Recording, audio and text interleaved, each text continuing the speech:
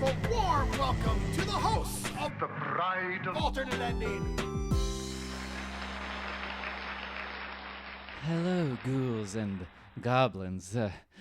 Did you know the most beautiful thing in the world is smoking pod and listening to the Bride of Alternate Ending podcast with your ghost, Brennan Klein, and my co-ghost, Tim Brayton. How are you doing today, Tim? I am thrilled beyond belief that is where you chose to take your greeting, because that is not merely the most important line of dialogue from the motion picture we're going to be talking about today, but indeed the most important line of dialogue from a motion picture. Yes, I completely agree. But yes, we are here today. We have concluded our honeymoon, or our newlywed horror month. We are moving on in lieu of a Summer of Blood on the blog. We are going to be covering 1980s slashers from July through September. And the first one, as voted on by our loyal members of the Patreon, is 1982's Pieces, also known under the Spanish title Mil gritos tiene la noche, which means like the night has 1,000 screams. Both of which are very good titles in their own right, although clearly the Spanish title is better. I think it's better. I don't know that it... I mean, not that it should describe this movie, because no giallo or giallo-adjacent title ever does, but it doesn't feel like it belongs to this movie. It describes every horror movie, by which standard it does not feel like it describes this one, whereas Pieces very succinctly describes this one. Yes. See, and so I do feel like that it works, although in Spanish, Mil gritos tiene la noche is a great title. Like, just translated into English, it just doesn't really... It doesn't sing. It sings a little bit. It does not sing as much, but it sings a little bit. Okay. I will allow it. And for the record, I mean, you know what? We'll talk about the actual line of dialogue that I was misquoting a little bit later on, I think. I'm sure we will. Yes, but the point of the 5 titles that we that we nominated for the Patreons to vote on was that you had not seen any of these 1980s slashers. That is correct. It seems like the Patreon members had the exact same reaction that I did to learning that you had not seen Pieces, which was, Tim, you gotta see Pieces. Well, now that I have seen it, I can agree with all of you that is the correct response to have. Hoo boy. Yes, so walk me through what it was like experiencing Pieces for the first time. So there is a line from the Mystery Science Theater episode, The Skydivers, where the film The Skydivers is introduced as like Manos without the lucid plot. And if you're familiar with Manos, The Hands of Fate, that's a hilarious line. If you're not familiar with Manos, The Hands of Fate, you can still see the shape of why it's a hilarious line. And my feeling watching Pieces was, this is like a giallo without the lucid plot. It's I thought this was an incredible film. I want to make that very, very clear. Trying to decide whether the fact that it works so unbelievably well outweighs the fact that it is obviously like bad in my star rating, which is why I have not, as of the time of this recording, posted on Letterboxd. Obviously, by the time this episode goes live, I will have done so. But had an amazing time watching it. It is very much, and we'll talk about the plot, but the actual sort of minute-to-minute experience of watching it for me was that it felt like one of those dreams that you keep thinking you're waking up from, but you just wake up into a different dream. Like, scenes did not seem to build upon each other. Indeed, lines of dialogue did not seem to build across the length of conversations. Like, it felt like 2 people would be talking to each other and they would be having 4 separate conversations between the 2 of them.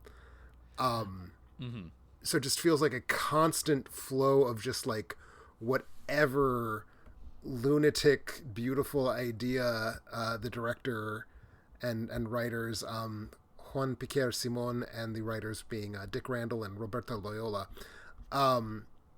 just were like throwing ideas out, and the film got made in the order that the ideas got thrown out, and no idea was turned down. Yeah. No, it's a pretty spectacular motion picture. It is kind of dreamy Fantasia. It kind of takes its time as it wanders its way around the thing that it's doing. This was probably my third or fourth time screening Pieces, but it's been a couple of years. So the things that I remembered were a lot more squished together in my head than they really are in the movie. And this time I really was struck by how long it takes for the movie to introduce the two lead characters, and then after that, how little they appear in the movie. I was wondering if this was going to rewatch, and I feel this is not the first time that I've had that is my main comment about a film we're talking about for the show. Because it does feel like a lot of what was keeping me on my toes was that I had absolutely no idea what the shape of the thing was going to be, basically until it was over. And now that I sort of do, I think you're 100% right. Especially the female lead, just does not show up in this movie until it's halfway over. Maybe not halfway, but it's well on its way. It is meandering, shall we say? Yes. I have not found that I think Pieces is always worth a rewatch, but I have found that it is considerably slower on a rewatch. Okay, because I definitely. I take your point that it meanders and that it takes a very, very long time to introduce its leads. I never felt like something wasn't happening. That is true. This is not slow cinema. This is very much cinema where it's oh God, guys, it's been 90 seconds since we killed somebody. We better put a death scene in right now or they're going to get bored.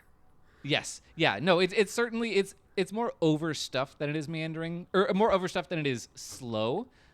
It's easily distracted, I think, is what it is. That's a good way of putting it. So I was going to say, it does meander through its story, which is difficult to even parse based on the events that happen within the film. But no, overstuffed and easily distracted feel like exactly the right way to describe it. In ways that I found just unbelievably satisfying to watch, to be clear. Oh, I'm so glad. I wasn't sure exactly where you'd fall on this movie, and this is if I had to guess, this is where it was, and I'm glad it is.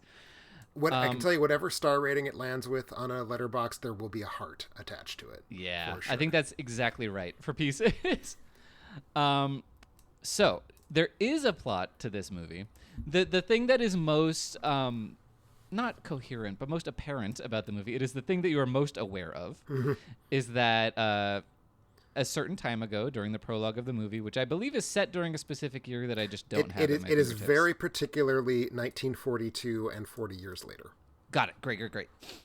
But yes, so we see a young man assembling a kind of porny Playboy style. Is it a Playboy jigsaw puzzle? I don't know if it's Playboy branded. It's very much like what sort of naughty jigsaw puzzle would have looked like in the 1940s. It's a naked lady in a sort of more demure than sexy pose, but because she's naked it reads as sexy.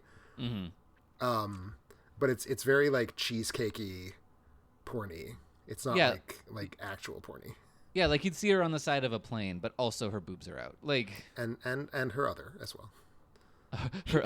She's showing bush. Whoa. But yeah, so his mom is she's you're a dirty little freak, and she tries to shove him in the closet like Carrie's mom and Carrie.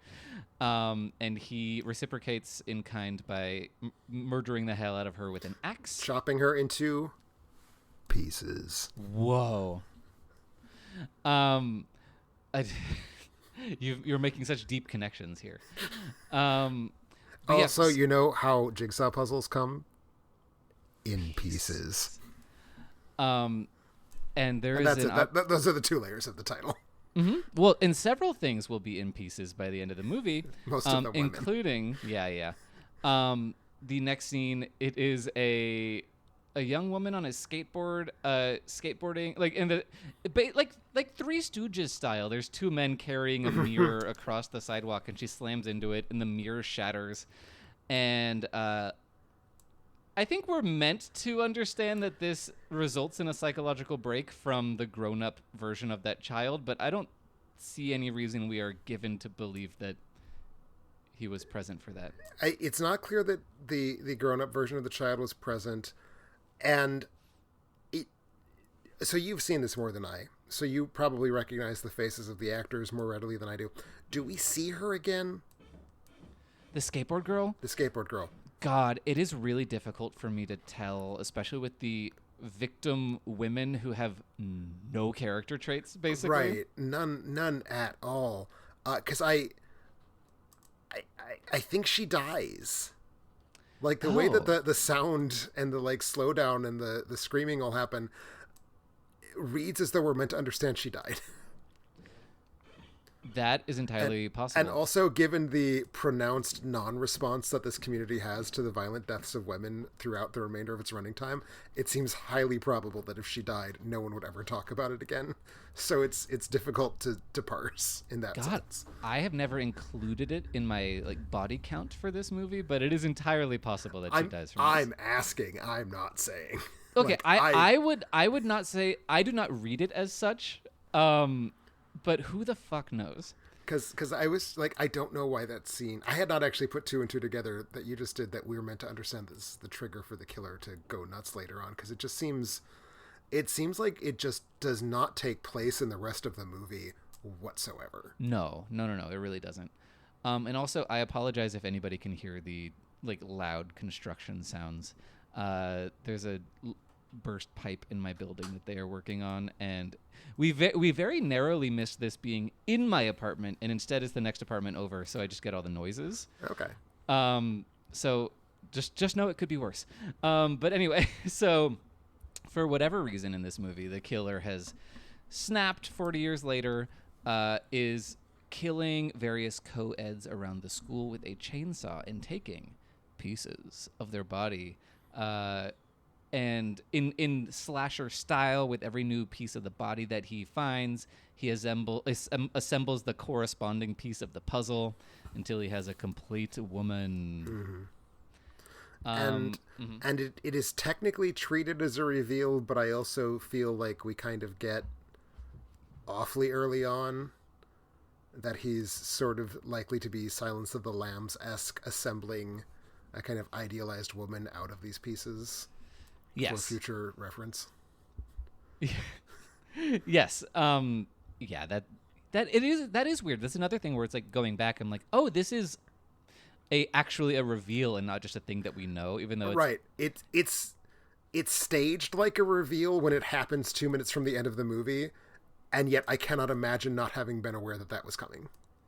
Yeah, certainly. And I feel like I remember even like the Netflix in the mail disc that I got of this movie when I first watched it, saying like literally just in the printed synopsis being like, he's assembling a woman out of body part. You know, that's just like so self-evidently what he's doing. Mm-hmm. But anyway, so this is happening. We're getting a lot of various kill scenes, which we will talk about. But meanwhile, the campus kind of playboy stud Kendall just kind of deputizes himself, or he gets involved in the police investigation of the killer. He is on camera routinely, which reads as he has placed himself into the center of the plot, because there's no real other causal chains that this movie is interested in activating. No. So yeah, he's just like a hot guy that women want to sleep with, and now he is part of the investigation. He's also kind of not a hot guy. He's kind of a dork that women want to sleep with. That's my feeling. I think he is kind of hot, but the way he acts and the way that other people treat him is sometimes quite dorky. Right.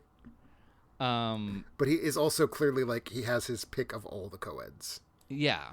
Obviously. Yeah. So I guess, this whatever scene he's in decides if people like him or not. Yes. But he ends up teaming with a professional tennis player who also works for the police. Who's going undercover as a tennis player because this is a very sporty school. Yes. To draw out the killer, even though you look at her and you're like, that is a 35-year-old woman, and she is not even slightly acting like a college student. Yeah, well, I thought she was playing the, instructor, the professor. Oh, was she playing the instructor? Maybe I misunderstood Yeah. that. Plot's coming fast and furious in this movie. Yes. She's definitely undercover in some way. It sure is. Kendall is played by Ian Serra, and Mary Riggs, who is the tennis player. She is played by Linda Day George. She is married to Christopher George, who plays the main cop in this movie. Which I should have looked this up. I'm wondering if this was the only time that the Georges acted together, because I was certainly aware of both of them separately, and I was sort of delighted that the movie has placed them together and seems aware that it is like a film about the Georges. As it approaches the end. It really is.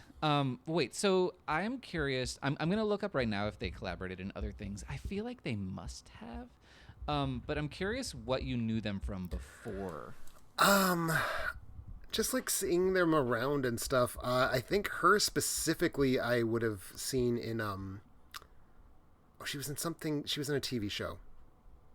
I think it might have been Mission Impossible. That sounds right. Oh yeah, she was in Mission Impossible 71 to 73. So yeah, she was like a TV person in the 60s and 70s.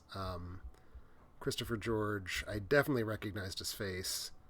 I'm kind of quickly scrubbing through his filmography to see if I can dig up stuff like cheesy 80s or cheesy 70s B pictures. He was in Graduation Day from 81. Oh, slasher yeah, of film course. that I assume we've both seen. Yeah. And they were, I'm actually looking it up now. It looks like they were both in a lot of things. Not necessarily together. Like they were both on Mission Impossible. It looks like they were both TV people. And perhaps that TV-ness overlapped. Yes, it seems like that is possible. But yeah, they were also both in the 1982 slasher Mortuary, which also features a young Bill Paxton. Ah, well, there you go. It's not great, but it's fine. She plays a weirdly porny mom in that movie. Okay. I can see that. Sure can. But anyway, yeah, they're just character actor is maybe too strong of a word, but if you are interested in the pop culture ephemera of that time, you've probably seen them somewhere. Yep. I mean, they're both TV that guys, which I feel is a different category of that guy, but it is still in that vicinity. Yeah. But anyway, it is nice to see them, although given the fact that they had pretty robust careers, I assume they can be directed well and they are not in Pieces. Well, the thing about Pieces, and we sort of touched on this, but I think we need to draw it out because it's certainly part of where the giallo feeling is coming. And this is the most giallo feeling slasher I've ever seen. It's definitely a slasher. But it has gone as far in the direction of giallo as you can get before you tip over, is my feeling. It's dubbed. Like they're speaking in English and they're dubbing themselves in English, which is European cinema of the period. So you're getting kind of that wonderful, like, floaty, detached quality, and I think that is certainly not helping with the acting. No. And it doesn't usually. But it's particularly remarkable in this movie. That's very true. That's very true. Okay. So we've laid out the plot. It's hard to know where to begin with Pieces because Pieces doesn't even know where to begin with itself. No, because it begins with the girl who maybe never appears again or intersects with the plot in any way, possibly dying in a mirror accident. Yeah. I think maybe that's our way in. Maybe we talk about the kills. We talk about the slasher element first, and then all of the nonsense it piles on top. Because especially, I was going to say in the middle, but it's really the beginning and the middle and the end. It very clearly feels like they listed out the kills and then wrote scenes in between them until they had 85 minutes of movie. Yeah. No, you're totally right. And because of that, a lot of the kills, they work fine. Like a lot of them function very well. Some of them are even like, oh, that was a pretty good chase sequence, or that's an okay idea for a kill. And some of them are a little gory in a nice way. I think that the ones that are gory in a nice way are sufficient to give me a generally rosy view of all of them, even though it probably starts with its single best gory kill. I guess, well, it's not starts because that's the mother, but that's a pretty good gory kill. But the chainsaw decapitation, that just kind of happens in the middle of the quad in broad daylight. It's so funny. It's great. Yeah, and it's also very funny because there is a red herring in that scene who has a chainsaw. So there are two chainsaw wielding people just in this quad at the same time. Mm-hmm. And speaking of, the red herring is Willie, the groundskeeper, who's played by Bluto from the Robert Altman Popeye movie. Popeye, yeah, exactly. But yeah, I don't know. I like the kills okay. I think on rewatch I get a little bored with them. Because they take so much energy away from the stuff that I think is truly like kooky and fun about the movie. But there is a pretty intense moment where a girl's being chased through like the tennis area locker rooms, and she is so frightened that she wets herself. That moment really stood out to me because I think so much of this movie is operating in this mode of just like anything goes wacky fun times. But I feel like anytime I'm watching a horror film where someone urinates themselves in terror, that always feels like it pushes it into this is cruel now. And I felt a little unnerved by that happening, and not entirely in a way that I think I wanted to. But maybe not. Maybe I'm wrong about that. Yeah, I don't know. I don't know if I have that feeling about it. I definitely think it escalates a scene. In a way that does, I mean, maybe it feels tawdry and maybe it feels exploitative, but that's like what Pieces is. You know, the thing that it's sort of, I would compare it to, and I'm just now coming up with this, so maybe this doesn't hold up, but in Showgirls, the whole thing is sordid, awful trash, but it's sordid, awful trash that's in this like crazy, heightened, melodramatic, campy register, and then there's the rape scene. Yeah. Well, and of course, it's... This is not that, but it still feels like everything is kind of trash in a way that I'm finding zesty and enjoyable, and then that happens, and I don't know if I'm enjoying it, and I feel weird. It's definitely a tonal shift. It's, I think, effective horror in a movie where that's... If it was the mission, they have failed in every other scene. Exactly. And yeah, I mean, and it speaks to Showgirls... And how glaring that scene is that the second he said the title, I was like, yeah, it's the rape scene. Like, it's just, that's the thing that really hits you with a brick in that movie in a way that does not work. Yeah. But yeah, I think you might be right. I mean, I'm spitballing. Like, I certainly don't want to diminish the quality of that individual scene. And again, everything about Pieces... Well, it's Pieces, right? It's right there in the title. Like, everything about it is this kind of, like, small object that you're going to enjoy for the 3 minutes it's being... 45 seconds. It's being dangled in front of you, and then you're on to the next thing. Mm-hmm. But yeah, and well, you got very close to accidentally saying the tagline of the movie, which is, it's exactly what you think it is. Which I would think is maybe false advertising. It's a pretty great tagline. It's really great, but also, I don't think anybody thinks Pieces is the way that it is. It is definitely not exactly what I thought it was going to be. What did you think it was going to be? I no longer recall. The actual object itself has so thoroughly overridden my brain. I mean, I knew it was Spanish. Okay. So I knew it was going to have a certain level of like I've seen very few Spanish gialli, like maybe 2, but I've seen enough to know that they kind of have like more like gusto perhaps than in the average Italian giallo, but even less just like on the rails sanity. So I was kind of expecting it to feel like cheaper and dopier than an American slasher, and I think I got those things, but it was also cheaper, dopier, but also just so much more visionary. Yeah, I think it is, and I think that's where we should talk about that. When you say visionary, what do you mean? What do I mean? Well, I'm not entirely convinced that free-floating surrealist chain of now we're doing this, every 2.5 minutes there will be a death or you will get bored, so we're just going to pile on the dead bodies in this movie. And I don't even know if it has a high body count, but it sure feels to me like it has a high body count. I'm not convinced that kind of surrealist anything goes quality is a mistake or not intentional. Even though I also think it's downstream of the film being potentially like very bad. Yeah.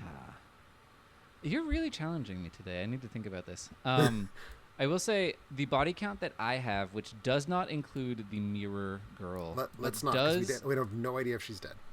Yeah. And if I'm cutting out the eventual death of the killer, which is, a basic cops shoot them, like in terms of actual slasher deaths we get, there are 6 of them. Is that it? My goodness. It's a short movie. It is a short movie. And it takes a while for the prologue to end. Yeah, more than you think it perhaps should. Because I was scrubbing through it just now to get to the beloved, wonderful line of dialogue that we will undoubtedly still be talking about. And I was actually amazed by how deep into the timeline I had to scrub before I got to the credits. Yep. Good times. Anyway, yes, sorry. So you're talking about, how it's hard to separate it from what is on purpose and what is by accident. But that's art. That's art. That's the thing, is you just have to take it and take what your reactions are. But it is one of those things where it's like there is always that compelling mystery of art, which is just, what were they trying to do? Mm-hmm. And did they accomplish that? And I don't know, but Pieces is worth watching, and that's probably part of what they were going for. I mean, I will say this, Pieces, just infuriatingly, seems to have only been released on Blu-ray in the United States in a limited to 3,000 edition Grindhouse releasing Blu-ray from 2016. And I think I'm going to have to invest in a used copy of that Blu-ray because I require this movie. Yeah, no, it is. I specifically require this movie in the Spanish dub that I believe to be included in the Grindhouse releasing set. I have only ever seen it in the English dub because I cannot imagine it's any better in the Spanish dub. I don't expect it to be quote unquote better. I expect it to be more of itself. Maybe, but like most giallo movies, like a lot of the people on set are speaking English, lines in English, and I think you lose 2 of the most important moments of this movie if you change it to Spanish, and we can talk about it now. We'll talk about both of them. I will say, because I think it's germane in this moment, the way I watched this film was in an English dub with hard-coded Spanish subtitles. Oh. Which feels like the absolutely optimal way to have watched this movie. Probably. Yeah, you just need as much input as possible. Exactly. But yes, so what we have here, we have 2 lines. I mean, I can send you the one that you love so much. No, you can share it with the people. Okay. I don't need to quote it myself. I just needed to make sure it got quoted. Great. Okay. So the line that I was quoting at the beginning of the episode is, "The most beautiful thing in the world is smoking pot and fucking on a waterbed at the same time." It's just so good. It's just so good. Spoken by a woman who just has kind of not been in the film before the moment that she delivers that line of dialogue. Yeah, and doesn't really Which is true of most lines of dialogue it. Delivered by people in this film. Yeah. Like, I do think that character gets killed, but she is not an important character. Right. She doesn't say much more than that in the movie. I think you could argue that there are 4 important characters, they being the cop, the instructor, the like tennis undercover cop lady, the dweeby boy, and the hard-boiled white-haired detective back at the office. I don't even know if I'd say the killer is necessarily an important character by the time all is said and done. I think you're kind of right. And there is so obviously Bluto was a red herring, and there's another red herring it was such a small herring that I wasn't even aware that he was in the movie. Because they're like investigating a teacher, and the dean is like, "Oh yes, he is an admitted homosexual, and he seems more tormented by his affliction than I am." And I'm like, "Wait, who are we talking about? Who is that?" They're talking about so this was one of the things that I loved about this film. Not to go on a complete tangent, but since we're talking about Pieces, I think just chasing whatever rabbit down whatever hole is the correct way to go about it. Absolutely. This is the least I have ever felt a film was set in the United States that I have ever watched. And the teacher in question is English-born, I believe. He might be American-born, but he did most of his career in Spain. Okay. And he is the most dresses Spanish, has Spanish facial hair, has a Spanish hairline, like the most physiognomically Spanish man I've ever seen, even though he is technically Anglo. which just kind of fed into the amount of this movie that does not feel like it is remotely. It is in Massachusetts. Yeah, it's set at, I think it's called Boston College. Does it actually have a name? To my knowledge, that is what it is called. Or it's at least set in Boston. I know it's set in Boston, and they kept talking about we're in college, but they never said the name, so I just assumed it was set at Harvard. Because when you're in Boston and you won't say the name of your college, that's where you went to college. That is true. But also, it's entirely plausible that it's like a Boston college, which feels like the right vibe. But no, it just does not remotely sell me on the United States ever. But the closeted homosexual professor is the most overtly Spanish thing in this movie, I think. Yes. Okay. So I'm looking at pictures of him, and the picture of just him, I was like, nope, don't remember him. But the other picture is of a scene that I do remember, which is, I believe it is the waterbed girl. It's her other line where she's just like kind of pranking him by flirting with him and saying like, what are the pectorals? People say mine are big. Yes, she does have that line.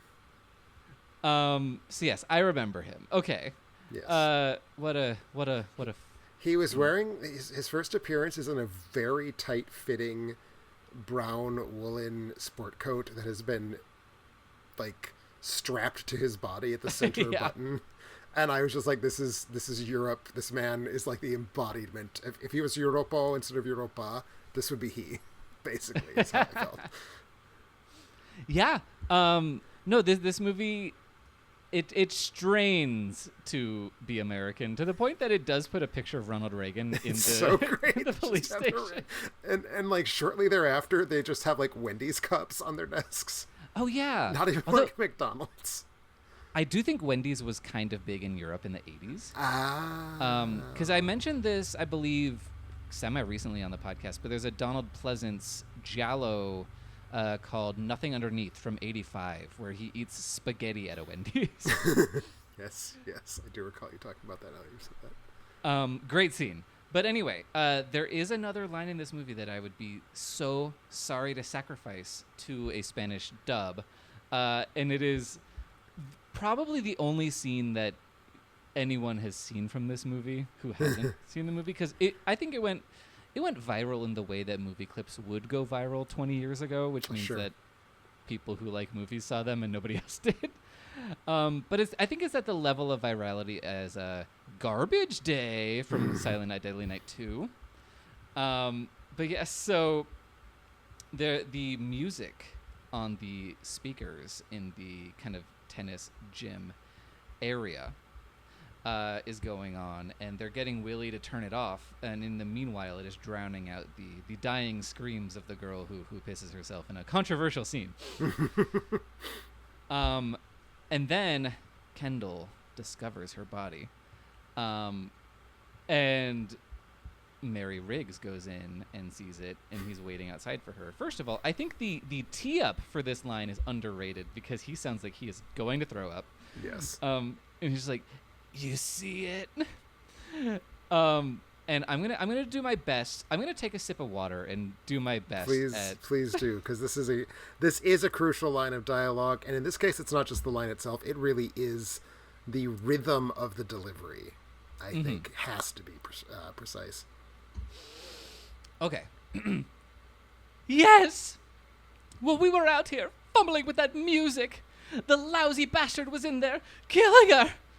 Bastard! Bastard! Bastard! Yes. It went from like, this is a good line of dialogue to this is the perfect line of dialogue.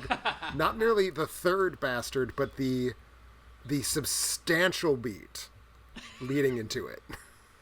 It's incredible. It's so good. It's like the waterbed line is the line of the movie, but this is the delivery of the movie. Absolutely. Well, this was Linda Day, who is like she was on Mission Impossible. She's a good actress. Nobody bad was on Mission Impossible. I don't know if you're joking or not. I assume you're joking. I'm not like specifically joking, but like also Mission Impossible was not art. It's just good. Okay. But yeah, it is incredible. It is so wonky and strange and overwrought because she plays her character like a mostly normal woman for the rest of the movie she's before like and absolutely after. the straight man to the whole movie.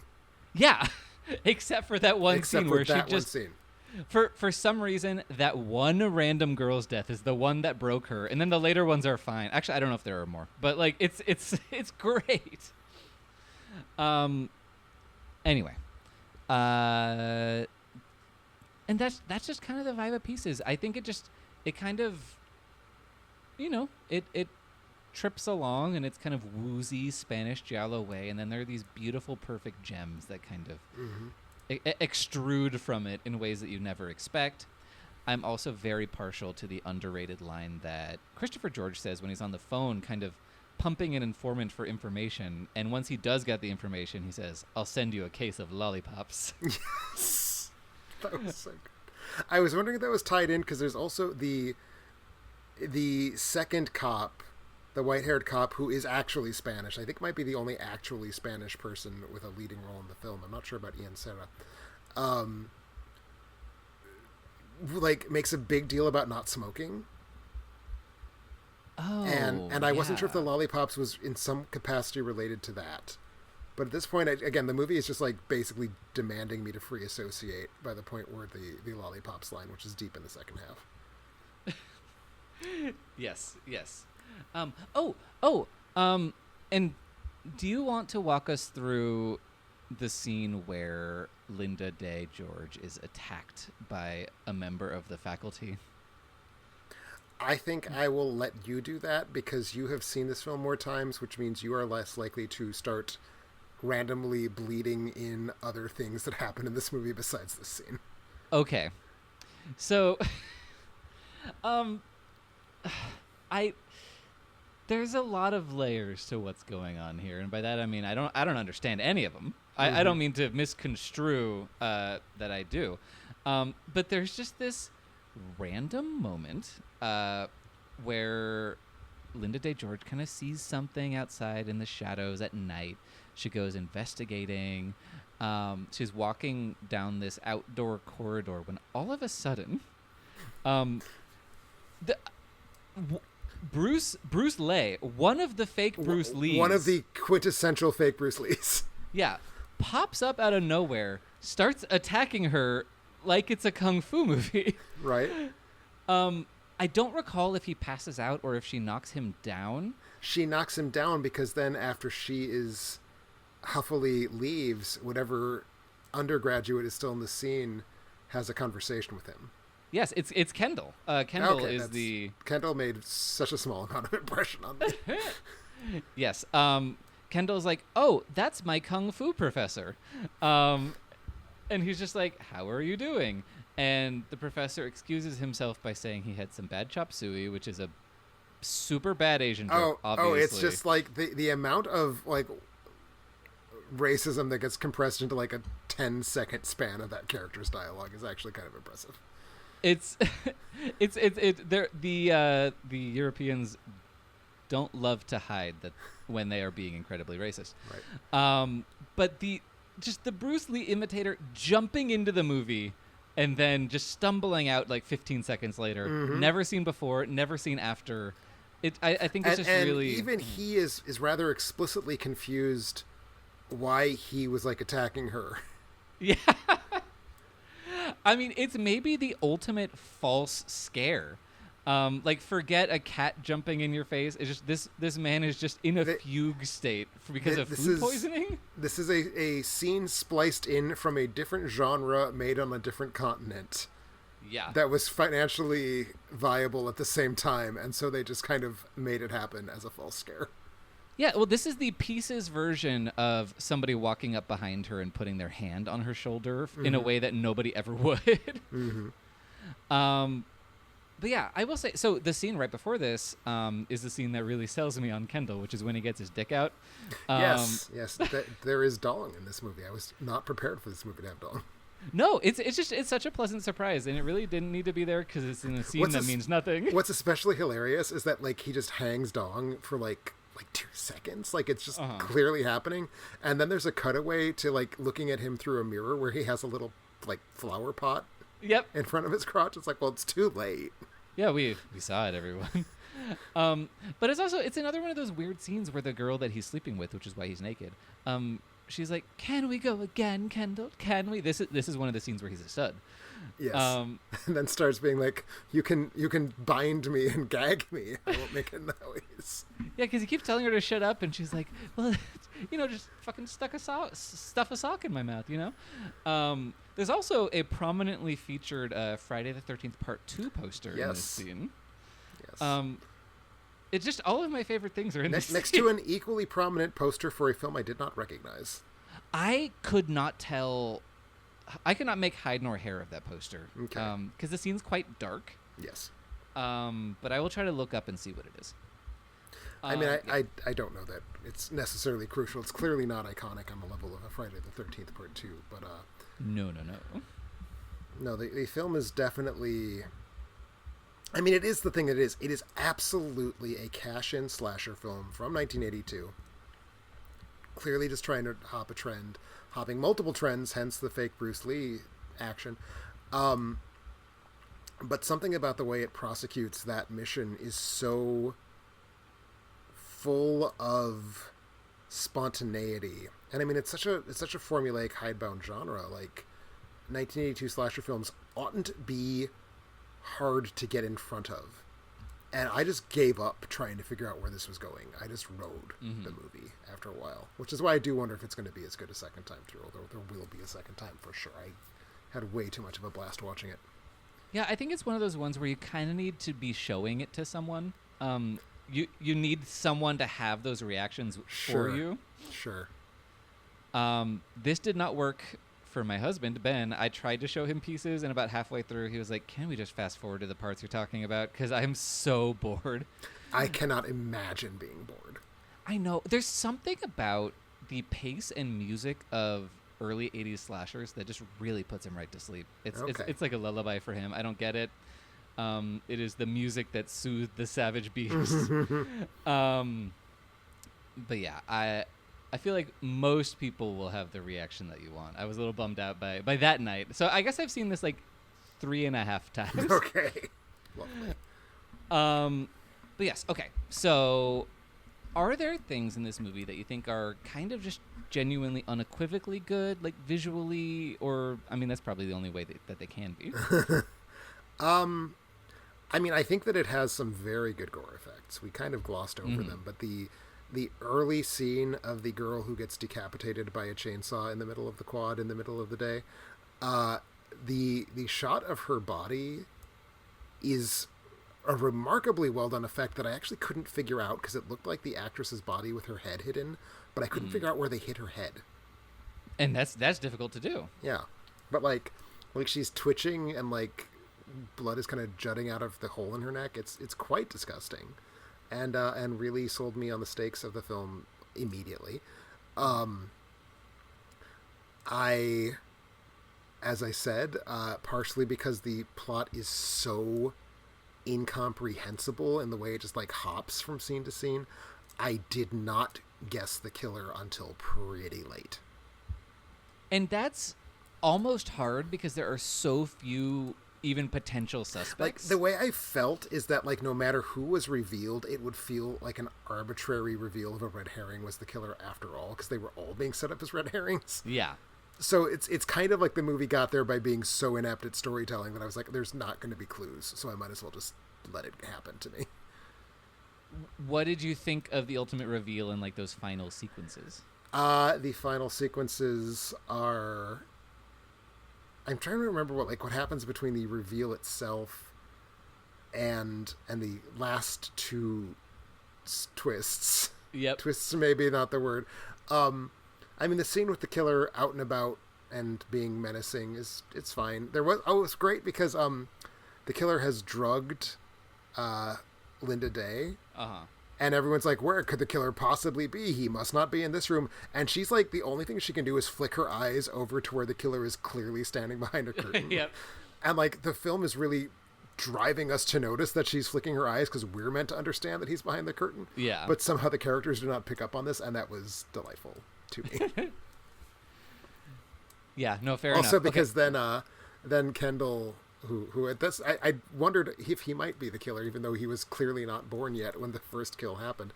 But so he's not the killer because he's helping her. And I thought to myself, what's going to happen is the killer's going to jump at him, and she's like paralyzed from a drug at this point. Is he just going to drop her to the floor? And then he did. And it was hilarious because I had the thought maybe 4 seconds before it happened. So I was really happy. And she falls to the floor in like dramatic slow-mo. You know, again, Linda Day George doesn't get enough dramatic moments. So when they do come, they're exciting. Yes. Whether or not her performance is driving them. There's one thing. Oh, sorry. I want to backtrack a tiny bit when we were talking about the gore. There is one scene. I think the blood is quite good in this movie. I think the color is a little different from what you're normally getting in a slasher movie. It's a little darker. Yeah. But that makes it feel a little more intense and gross. I also really liked how the puzzle, the more we saw of it being constructed, the more there were smears of blood all over it. Oh yeah. Oh, that's super fun. But also there's I think it's a woman getting chainsawed in the neck or something, and then it pans up to the white wall behind her. Yes. And there is blood splattering the wall from multiple angles. That is the one where she's getting chainsawed in half at the waist. It's the one in the locker who peed herself. Yes. But yeah, the blood from multiple angles was fun. Yes, but yes, I do like the blood. Oh no, it's great. I mean, again, realism is not in this film's remit. Why would we expect realism? Yes, very, very fair. You can't actually cut a body apart with a chainsaw. What? You would gum up the chainsaw. Interesting. You know, it was a great scene, just to keep hopping around. Okay. When is it the main detective? Is it Christopher George? Someone is brought to the crime scene. It might be the gay professor. Now I don't even remember. Oh, I think it is the gay professor because he's actually a professor of anthropology, but he keeps talking about being like a professor. Maybe it's not anthropology. Maybe it's like anatomy. He talks about bodies and how he has to look at bodies, and so he's not really unnerved by dead bodies. Oh yeah, I remember this. Okay. But at one point he's brought into a crime scene, and he says, well, in my layman's opinion, I think that might be the murder weapon. And there's like this horribly dismembered woman and a chainsaw just coated in blood when he's saying this. And I think that was the film making a joke that worked. So, good for it. Well, we'll take it. I don't know. It's hard to tell. Yeah, and the film is playful at times. I think so. I think that obviously the Bruce Lee thing is meant to be a joke, or Bruce Lee, or what. I don't. I think you pronounce his name Lee. Okay, I get confused about the various fake Bruces. Yeah. And I do think that the final gag is supposed to be a joke, even though it is also a little horrifying in the way that it plays out. It could easily be. I just don't know. Can I? We're spoiling this movie. We actually haven't spoiled who the killer is because it doesn't matter. I just realized I talked around revealing the killer's identity because it doesn't matter because who could possibly have guessed? But yes, we will tell you. It is the Dean. Ooh.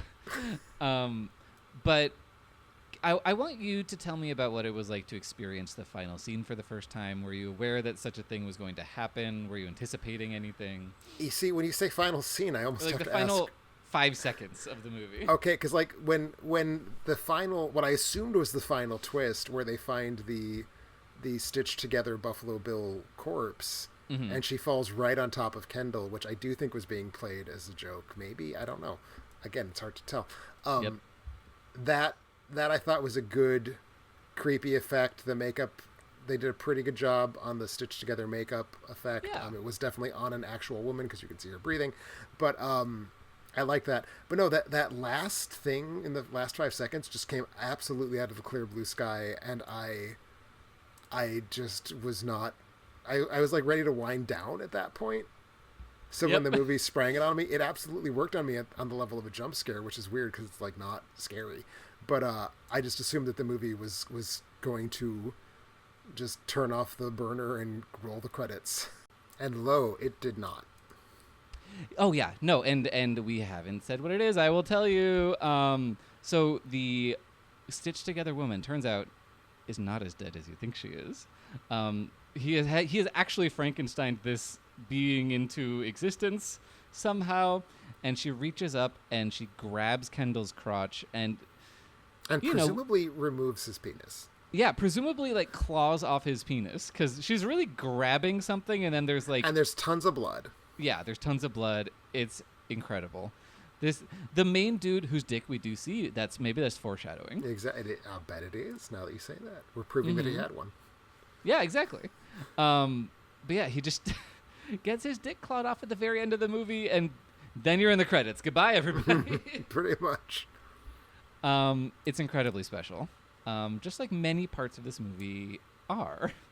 I mean, like, the urge to just start rattling off the things that happened in this movie that I was gobsmacked by is intense, but I will limit myself to saying this movie has a very highly choreographed aerobics sequence for not any particular reason other than it's 82 and we can put girls in leotards, but it's actually kind of like actually not impressively choreographed, but like everyone is really in sync in a way that I would not have anticipated the cast of this movie to entirely have the chops for.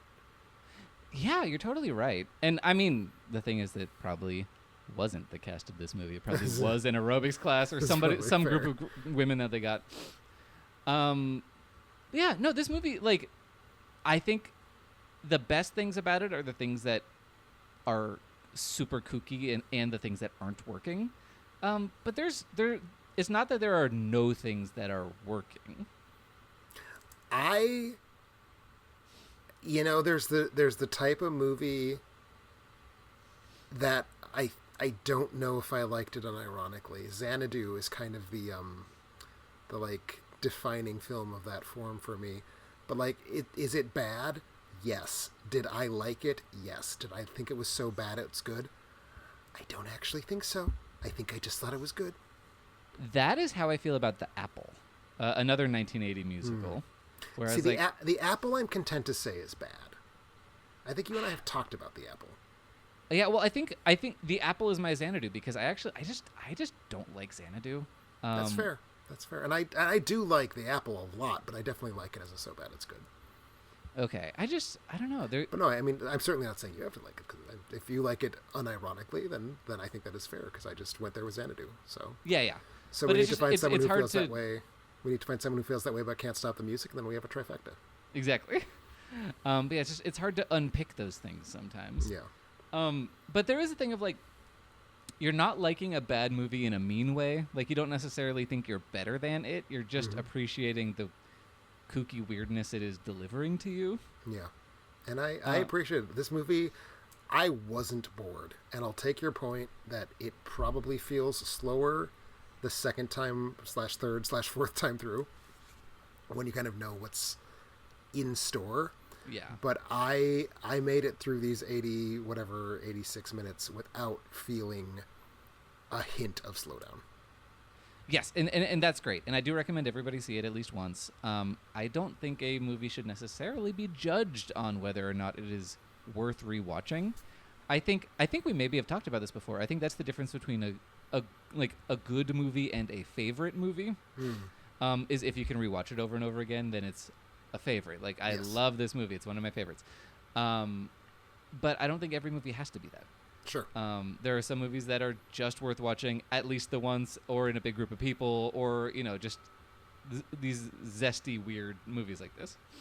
Like I said, I will for sure be rewatching this, probably showing it to people, and I hope it holds up, especially because I'm likely to spend out of print DVD prices on it.